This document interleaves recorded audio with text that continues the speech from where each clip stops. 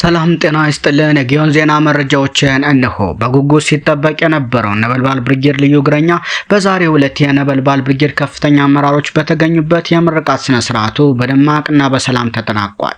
በአማራ ፋኖ በከሰም ክፍለ ጦር ነበልባል ብርጌድ አሰልጣኞች በሸንኮራና በምንጃር በሁለት ቦታ ከ1000 በላይ ሲሰለጥን የነበረው ስፔሻል እግረኛ ከ500 በላይ በቆላው በምንጃር ለ6 ወራት እንዲሁም መደበኛ እግረኛ ከ400 በላይ በሸንኮራ ደጋማ በተሳካ ስልጠናቸውን ጨርሰው ተመርቀዋል። ሰልጣኞቹ ወታደራዊና ፖለቲካዊ ስልጠና በብቃት እንደተማሩ ካሳዩት ሰልፍና ንቃተ ህሊና መረዳት ተችሏል።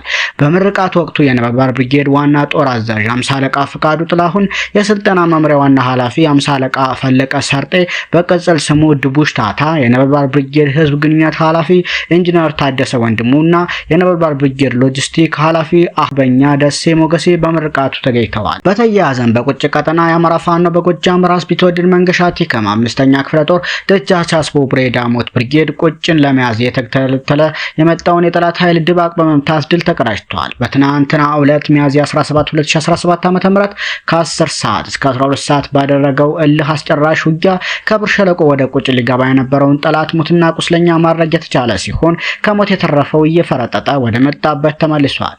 በዚህ አውደ ውጊያ የተሳተፉት የደጃች አስቦ ብሬዳ ሞት ብርጌድ አካል የሆኑት አባይ ሻለቃ፣ ሰፊ ሻለቃና መርከብ ሻለቃ ሲሆኑ በቅንጅት ጠላትን ሲቀጠቅጡት ውለዋል። በዚህ የተበሳጨው ጠላት ሚያዝያ 18 2017 ዓ.ም ወደ ጉልም ለመግባት እየተፍጨረጨረ ይገኛል ሲል የብርጌዱ ሚዲያና ኮሙኒኬሽን ክፍል ገልጿል። በተያያዘም 8ኛ በላይ ዘለቀ ክፍለ ጦርን ተወዳዳሪና ሞዴል ለማድረግ ሌት ከቀን እንሰራለን ሲል አርበኛ የቆየ ሞላ ገልጸዋል። 8ኛ በላይ ዘለቀ ክፍለ ጦርና ደባይ ጮቄ ብርጌድ በጋራ በክፍለ ጦር በየመክሊቱ የተመደቡ አዳዲስ የክፍለ ጦር አመራሮችን የትውውቅና የውይይት መድረክ ተዘጋጅቶ በጥሩ ተግባቦት ተጠናቋል። ደባይ ጮቄ ብርጌድ ስራ አስፈጻሚ አመራሮች በተገኙበት በተካሄደ መድረክ በቀጣይ የክፍለ ጦሩ ብርጌዶች በጋራ ተሳስረን ውጊያዎችን እንድናደርግ ሲሉ አጽንኦት ሰጥተዋል። ደባይ ጮቄ ብርጌድ ባለፈው ሳምንት በሰዴ ከተማ በተካሄደው ውጊያ ተሳትፎ ከፍተኛ ውጤት ማምጣቱን የክፍለ ጦሩ አመራሮች ምስጋና አቅርበዋል። በቀጣይ የህዝብና የኋላ ደጀን አካላትን ለማወያየት በጋራ አቅጣጫ አስቀምጠናል። በዚህ መድረክ የተገኙ የአማራ ፋኖ በጎጃም ከፍተኛ አመራሮች አርበኛ የቆየ ሞላ፣ 50 አለቃ ታየ ብርሃኑ፣ አርበኛ ዘመን መኮንን ሲሆኑ በመድረኩ የተነሱ ጥያቄዎችን በቅደም ተከተል መልስና ማብራሪያ ሰጥተዋል። በቀጣይ ክፍለ ጦሩ ታምር ለመስራት በቃል ኪዳን ተሳስረን የበላይ ዘለቀን ስም ብቻ ሳይሆን ታሪኩንም እንደግመዋለን በሚል መርህ ውይይቱ በሰላም ተጠናቋል ሲል የ8ኛ በላይ ዘለቀ ህዝብ ግንኙነት ኃላፊ ፋኖ ይበልጣል ጌቴ ምትኩ ገልጿል።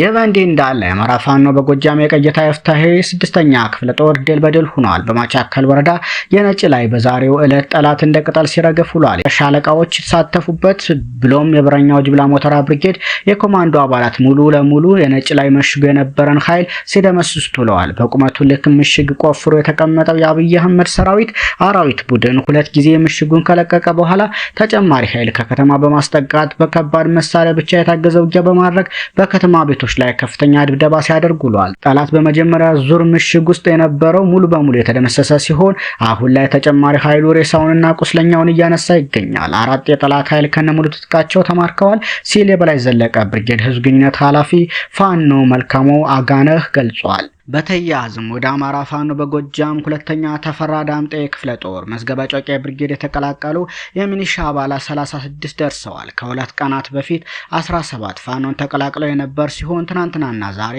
ሌላ 19 አባላት ከጠላት በመውጣት በድምሩ 36 የሚሆኑ አባላት ወደ መዝገበ ጮቄ ብርጌድ መቀላቀል ችለዋል። ከመጡ ጀምሮ ለ3 ቀናት የግንባታ ስልጠና ሲሰጣቸው ከቆየ በኋላ አስተያየታቸውን ሲሰጡ መነካካት አለባቸው በሚል አብዛኞቻችንን እያስገደዱ ከገበያ ላይ ማዳበሪያ ለማውጣት ስንሄድ በሌሊት ከተኛንበት በማፈን ወደ ካምፕ የተወሰነ ቀን እስር ቤት ካቆዩን በኋላ ፋኖን ከኛ ጋር ሆናችሁ ትዋጋላችሁ በማለት አብረን እንድንቆይ ተደርገናል። አብዛኞቻችሁ የዘፋኖ ዘመድ አላችሁ፣ ስለዚህ እርስ በርሳችሁ እናታኩሳችኋለን እያሉ ከዛም አልፎ በአማራነታችን የመከላከያ አመራሮች ሳይቀሩ ሲዘባበቱብንና ሲሳለቁብን ነበረም ብለዋል።